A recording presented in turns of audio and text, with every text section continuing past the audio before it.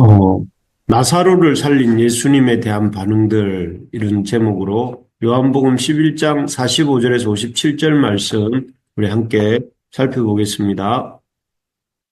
어제 우리는 예수님께서 마르다와 마리아의 오라비, 죽은 오라비 나사로를 나흘 만에 다시 살리시는 것을 보았습니다.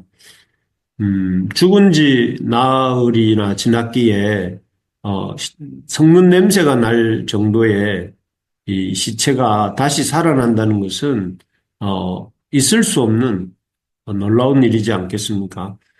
때문에 이 45절에 나오는 것처럼 그 나사로의 죽음을 조문하러 왔던 많은 유대인들이 죽은 나사로를 살리신 예수님의 이 놀라운 역사를 보고 예수님을 많이 믿게 되었습니다. 어, 정말 당연한 일이죠. 어찌 보면 우리도 이런 나사로를 살리신 예수님을 보고 참 예수님이야말로 생명의 주인이시구나 하는 믿음이 생길 수 있기를 바랍니다. 어쨌든 이렇게 죽은 지 나흘이나 지나서 썩는 냄새가 나는 나사로를 살리신 예수님을 그런데 보고도 믿지 않는 사람도 있었습니다. 47절에 나오는 대제사장들과 바리새인들이 그들인데요. 47절에 보면 이들은 예수님이 행하신 놀라운 표적을 보고 놀라기는커녕 오히려 그 걱정을 합니다. 읽어보면 이에 대제사장들과 바리새인들이 공회를 모으고 이르되 이 사람이 많은 표적을 행하니 우리가 어떻게 하겠느냐. 만일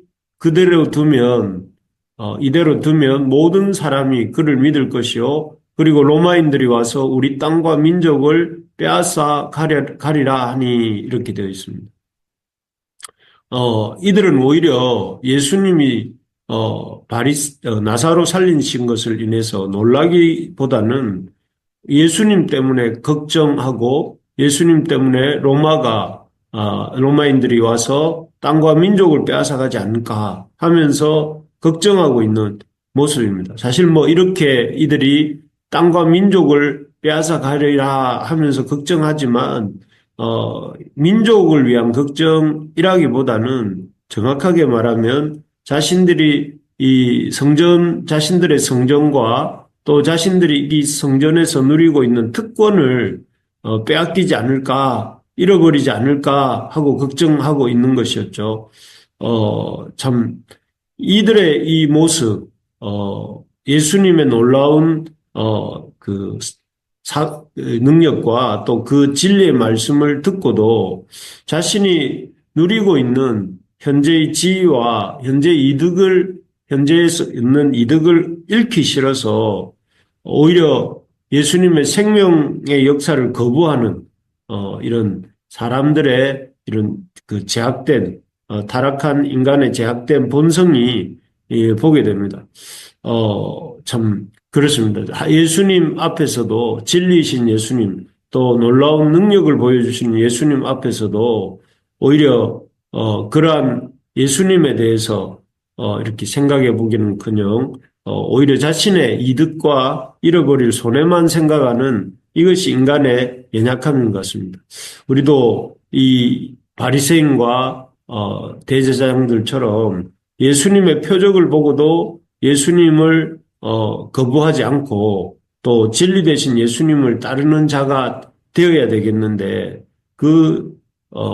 그렇게 되려면 우리가 진리 그 자체에 관심을 갖고 때로는 진리를 따르기 위해서 기꺼이 현재의 지위와 또 기득권을 이렇게 내려놓을 수 있어야 하는 것입니다. 그렇게 할 때 마치 그 창세기 12장에 나오는 아브라함이 본토 친척 아비 집을 떠나 집인 그 갈대아 우르를 뒤로하고 하나님의 말씀을 쫓아갔을 때 어떻게 됩니까?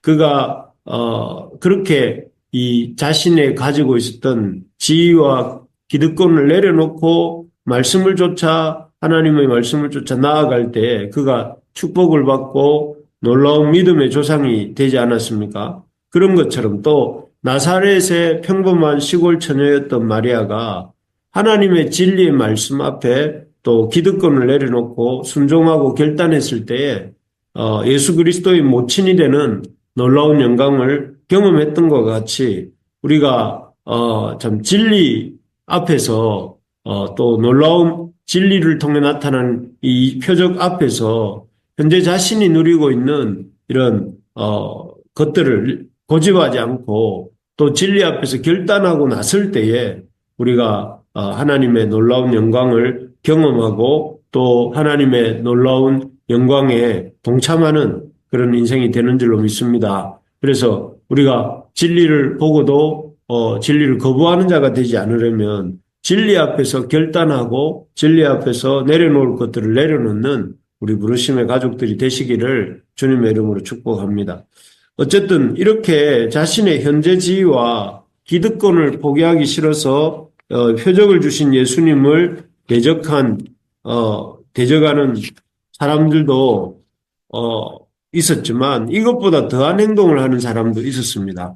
그 사람들은 다름 아닌 그 해의 대제사장인 가야바였습니다. 49절 50절을 읽어드리면 그 중에 한 사람 그 해의 대제사장인 가야바가 그들에게 말하되 너희가 아무것도 알지 못하는도다. 한 사람이 백성을 위하여 죽어서 온 민족이 망하지 않게 되는 것이 너희에게 유익한 줄을 생각하지 아니하는도다 하였으니 여기에 보면 그 해의 대제사장이라고 하는 가야바가 말하는 내용이 나옵니다. 그 내용은 한마디로 말하면 예수님을 죽여서 온 민족이 망하지 않고 또 모든 민족이 살 수 있게 하자 하는 것입니다. 그래서 결국 이 말은 예수님을 죽여서 나머지 백성들이 망하지 않도록 예수님을 죽이자 하는 말이죠. 물론 이 말은 결과적으로는 예수님이 앞으로 십자가에 죽으시고 다시 사심으로 이루실 구원을 예표하는 그런 예언하는 그런 말이긴 합니다. 결과적으로는 그렇죠. 하지만 원래 이 가야바가 의도했던 것은 하나님과 사람 사이에서 중보자 역할을 하는 사람을 살리신 예수님을 이렇게 죽이자는 것이죠. 이 말은 정말 다른 사람도 안 되지만 특히 이스라엘의 대제사장이라고 하는 사람이 해서는 안 될 말이었습니다. 왜 그렇습니까? 그 이유는 사람을 살리는 자가 대제사장 아니겠습니까?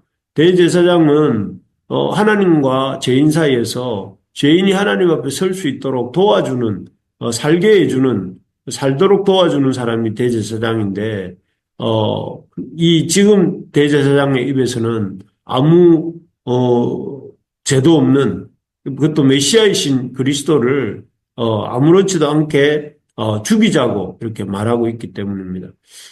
참, 여기서 우리는 예수님의 말씀을 듣지 않는, 또 예수님이 보여주신 표적을, 보지 않는, 그저 자신의 생각에 사로잡혀서 오로지 자기 자리만 생각하고 자기 생각만 고집하는 종교인의 모습을 보게 됩니다. 종교인이라고 하면서도 사람을 살리는 자가 아니라 사람을 죽이는 자로서 이렇게 실상을 이 대제사장 가야바에게서 보게 되는 것이죠. 참 그렇습니다. 우리가 자기만을 생각하는 우리의 자기 중심성을 부인하고 예수님을 부지런히 따라가지 않고 오늘 본문의 대제사장처럼 이렇게 자기 지위만 자기의 안전만 생각하면서 고집하면 결국은 우리도 그와 같이 될 수 있다 하는 것이죠. 그래서 우리가 형식적인 종교 생활만 하지 말고 주님 앞에서 말씀을 가장 먼저 이렇게 붙들고 또 실천하면서 자신의 생각과 고집을 주님의 말씀으로 꺾을 때에 그를 통해서 하나님의 놀라운 역사가 일어날 줄로 믿습니다. 결론적으로 오늘 나사로를 살린 예수님에 대한 반응들을 봅니다. 어떤 사람들은 예수님을 거부하기로, 대제사장과 바리새인들은 예수님을 거부하기로 했습니다. 그래서 그들이 예수님을 거부한 이유는 예수님이 행하신 일은 놀라운 일인지 모르나 예수님을 따르고자 할 때에 치러야 될 대가가 너무 크고 또 그런 손해를 보고 싶지 않기 때문이었습니다. 진리 앞에서 하나님 앞에 이 결단해야 된다. 진리 앞에서 결단하지 않으면 진리를 따를 수 없다는 것을 마음에 새기면서 동시에 우리가 사람을 살리는 사람이어야지 가야바처럼 사람을 죽이는 그런 사람이 되지 않도록 우리가 힘써야 되겠다 하는 것을 가슴에 새기면서 우리가 오늘 참 하루도 믿음으로 살아가는 모두가 되시기를 주님의 이름으로 축복합니다.